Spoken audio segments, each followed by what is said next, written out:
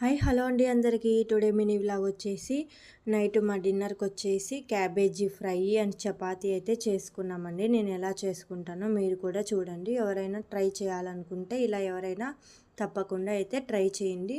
First క్యాబేజీని అయితే చిన్న చిన్న ముక్కలుగా అయితే ఎంత వీలైనంత చిన్న ముక్కలుగా అయితే కట్ చేసుకోవాలండి. క్యాబేజీ అప్పుడే తొందరగా మగ్గుతుంది. అలా అండి.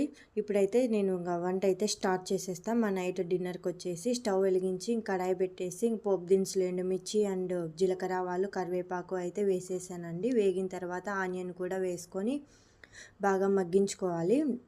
ఇప్పుడైతే క్యాబేజీ చిన్న చిన్న ముక్కలుగా కట్ చేసుకున్నాం కదండి.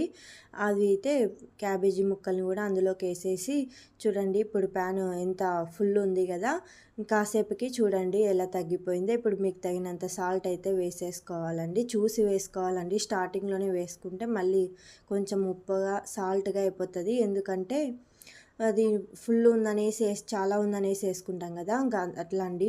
ఇంకా మిక్సీ జార్ తీసుకొని అందులోకి పచ్చిమిర్చి అండ్ కొంచెం కొబ్బరి వేసుకొని మిక్సీ అయితే పట్టేసుకోవాలండి. క్యాబేజీ ఫ్రైలోకి వేసేసుకోవాలి. క్యాబేజీ కొంచెం ముక్క అంతా అయిపోయింది, మగ్గిపోయింది కదా అండి. ఇంకా పసుపు ఉప్పు వేసుకున్న తర్వాత మగ్గిపోయిన తర్వాత ఇంకా ముందుగా పేస్ట్ చేసి పెట్టుకున్నా కదండి.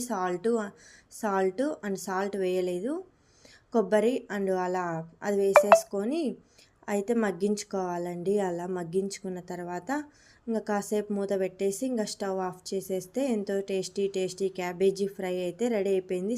పసుపు కూడా వేయాలండి, సారీ చెప్పడం మర్చిపోయాను. ఇంక ఇప్పుడైతే చపాతీలు అయితే కలుపుకుంటున్నానండి.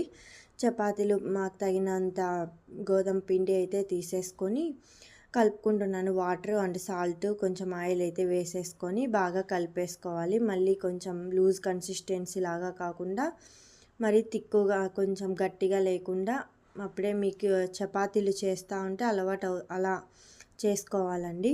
చూడండి అలా కలిపేసుకోవాలి. మళ్ళీ ఒక 10 మినిట్స్ అలా నానబెట్టుకున్న తర్వాత 10-15 మినిట్స్ నానబెట్టుకున్న తర్వాత ఇప్పుడైతే ఉండలు అయితే చుట్టేసుకోవాలండి. తిక్కే పెట్టేసుకున్నాను చపాతీలు. ఇప్పుడు స్టవ్ వెలిగించి ఇంకా ప్యాన్ అయితే పెట్టేశానండి. హీట్ అయితే ఇంకా చేసేస్తాను, కాల్చేస్తా చపాతీలు. మా నైట్ డిన్నర్కి వచ్చేసి చపాతీ అండ్ క్యాబేజీ ఫ్రై అండి. ఇక్కడ మా ఫ్లోర్లో ఉన్న వాళ్ళైతే హోలీ కదా అండి, కలర్ అయితే పూసేశారు.